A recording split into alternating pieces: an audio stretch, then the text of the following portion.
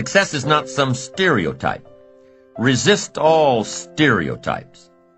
There is no one model. There is no one set way. There is only your way. It takes a combination of philosophies and ideologies. It takes a combination of thoughts to mold and emerge with your own. We need the mental food that others provide. We need mental exercise. We need to open up our minds to different alternatives.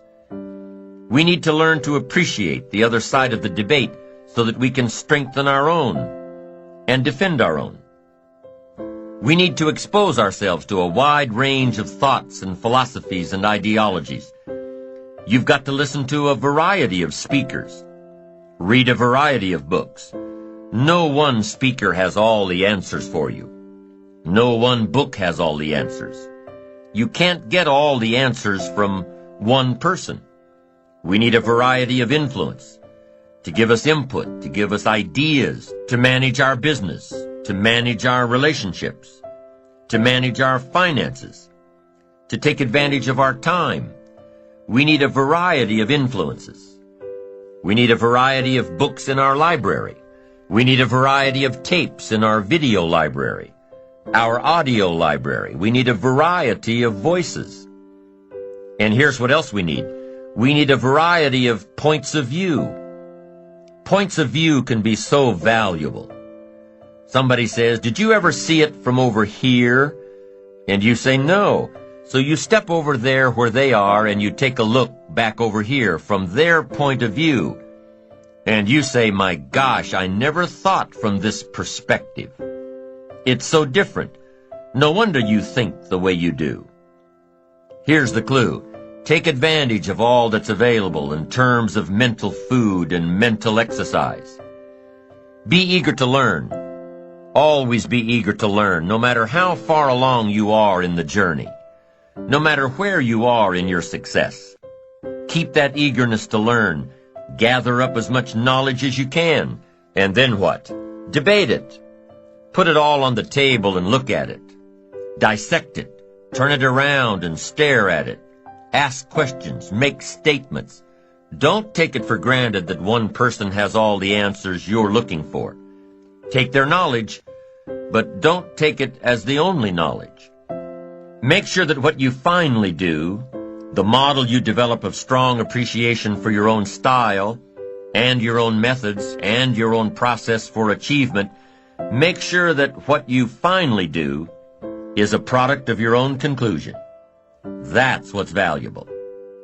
Not to just go do what someone says without debating it. Consider the source and then do it your way. You can take an interest in what someone says, digest it, take notes on it, but then debate it. Look at it from all angles. Be a student, not a follower. Building your ambition is a process unique to each and every one of us. Gather all the knowledge that you can. Then develop your approach as a product of your own conclusions. Your own conclusions, not someone else's conclusions. Your own conclusions. You can't fall for other people's philosophies. They may not be right. As you collect knowledge, you must sort through it and find out what's valuable. Then you can develop your own philosophy. And your own philosophy becomes the most important of your guidance systems. One of your guiding lights. So develop your own plan, lest you get into trouble with someone else's. And debate the plans of others, the philosophies of others, the achievement styles of others, the way others appreciate themselves. Debate all this. Why? Because it affects everything. The value you place on your plan, the value you place on yourself, the value you place on life in general affects everything around you. It even affects how you respect time, the 24 hours a day given to each of us to do with as we please. There's a connection between appreciating yourself and appreciating and respecting time.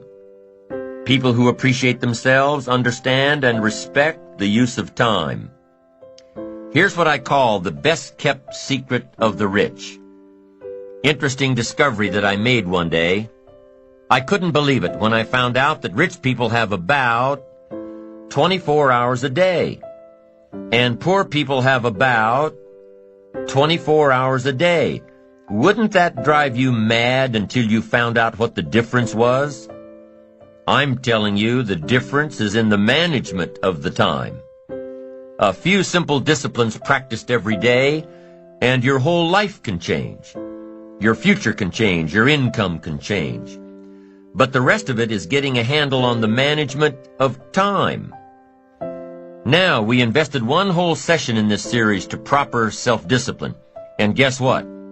Discipline shows up again here, as it does everywhere.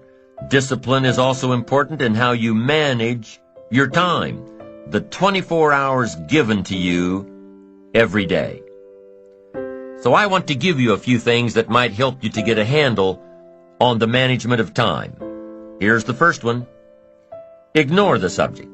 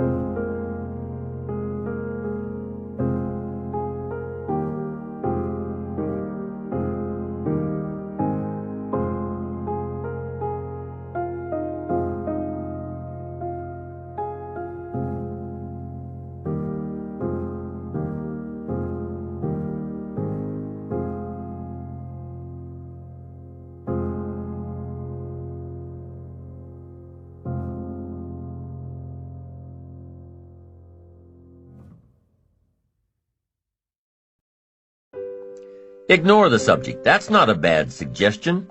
Somebody says, well, I've been behind all my life. Doesn't look like that's going to change. Forget it. I like that approach. At least it's honest. Nobody's ideas of success and time management are right for you unless they can be applied by you. We've already said that it's important to resist all stereotypes for success, to resist all models of success. So here's one alternative to time management. Ignore the subject. Don't let somebody pressure you by saying, here's what you've got to do with your time. Resist all that. Take advice, but don't take orders. Let somebody give you their opinions and then accept the ones you want to accept. And the ones you don't want to accept, don't accept. Resist all attempts to pressure you into becoming the model of success. Resist all that. Do it on your own time, the time that's right for you. Now here's another alternative to time management. Step down to an easier task. Step down to something more manageable. Something that doesn't require that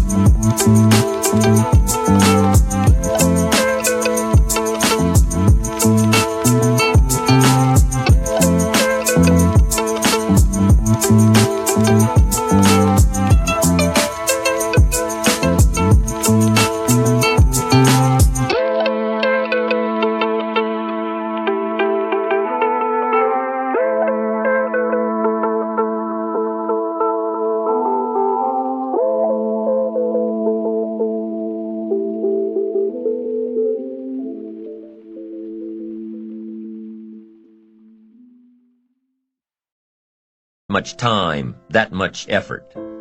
That's an alternative.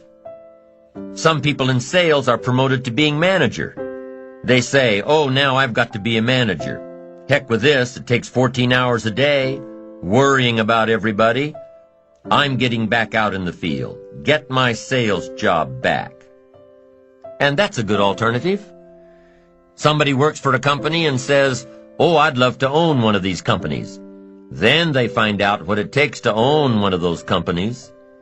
What kind of pressure, what kind of hours. Can't play golf 3 days a week. And finally says, hey, you know, I've had it up to here with all the headaches and trauma and dealing with all these people's lives and running a company and being responsible for all the stuff. I'm going to step down. And that's a good alternative. It really is. Don't let yourself be pressured when stepping down might give you a better lifestyle. Little girl complained that her father never played with her. She said Daddy comes home, got his briefcase full of papers, says hello to me, pats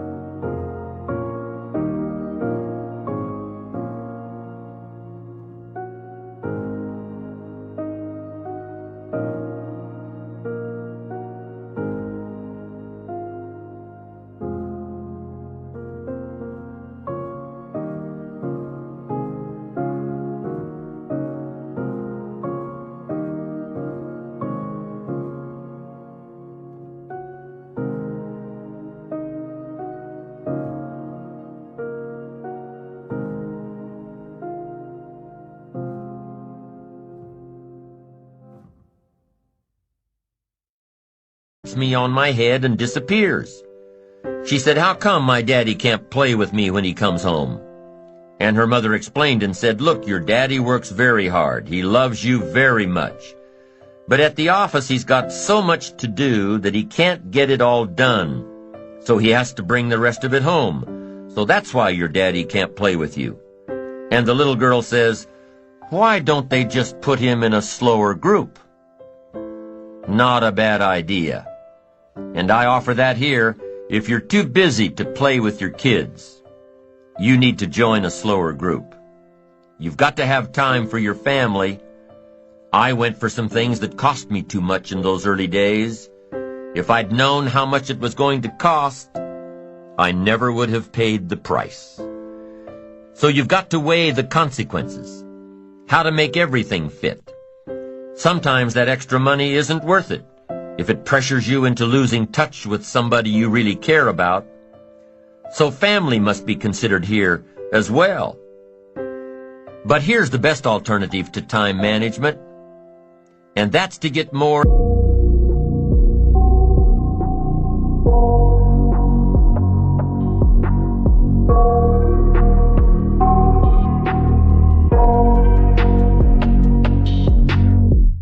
I got nightmares in my head, I fear that the thoughts build up until I can't hear, that my mind fills up into a creature, and it haunts me somewhere much deeper. Anxiety, filling up every space, no privacy. And silently, it could build and build until you finally see, whoa, it's taking over, damn no closure, moving closer. No exposure, I just wanna be a loner. Some can't stay sober, looking over all their shoulders, like moving boulders just to get out of the home. It sucks, I've had enough, I don't wanna feel the stuck under the rug, all my problems that I shove. I got nightmares in my head, I fear that the thoughts build up until I can't hear, that my mind fills up into a creature, and it haunts me somewhere much deeper. I got nightmares in my head, I fear that the thoughts build up until I can't hear, that my mind fills up into a creature, and it haunts me somewhere much deeper.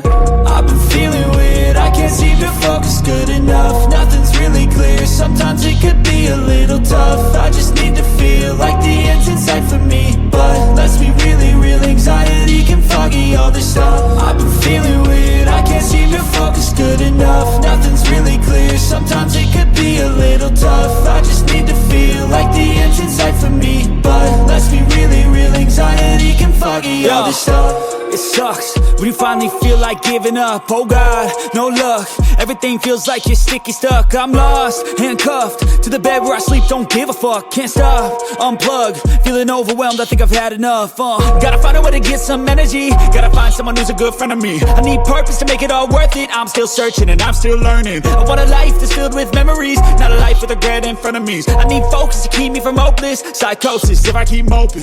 I got nightmares in my head, I fear that the thoughts build up until I can't hear, that my mind fills up into a creature, and it haunts me somewhere much deeper. I got nightmares in my head, I fear that the thoughts build up until I can't hear, that my mind fills up into a creature, and it haunts me somewhere much deeper. I've been feeling weird, I can't seem to focus good enough, nothing's really clear, sometimes it could be a little tough. I just need to feel like the end's in sight for me, but let's be really real, anxiety can foggy all this stuff. I've been feeling weird, I can't seem to focus good enough, nothing's really clear, sometimes it could be a little tough. I just need to feel like the end's in sight for me, but let's be really real, anxiety can foggy all this stuff. Out of you. If we just get more from ourselves, we can make an hour as valuable as 10 hours used to be. We can get as much done now in a day as we used to get done in a week. Efficiency, skills, knowledge, awareness, practice, getting better, all of that value we can bring to the marketplace, bring to the job, and that's where the real time management comes in. I found out that a normal day is enough time. 8 hours, 10 hours, 5 days, 6 days. That's enough time. The rest of it now has got to be the best use of that time. There's a movement going on now in the workplace. The movement is people setting up home offices, telecommuting to work, working at home and communicating with the office through fax machines and computers and modems and delivery services. People are even starting to work in one state and live in another. They don't need to be at the office all the time. For some jobs, they don't need to be at the office at all.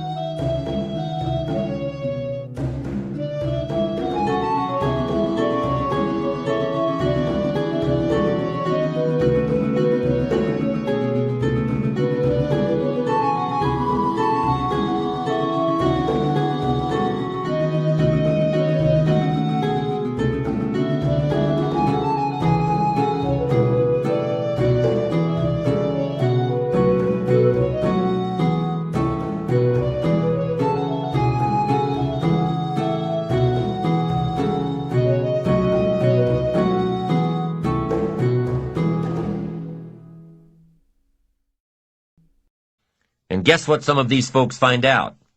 The projects that used to take 2 days, they get done in a few hours. Why? Because they have no distractions. No people stopping by their office to chat.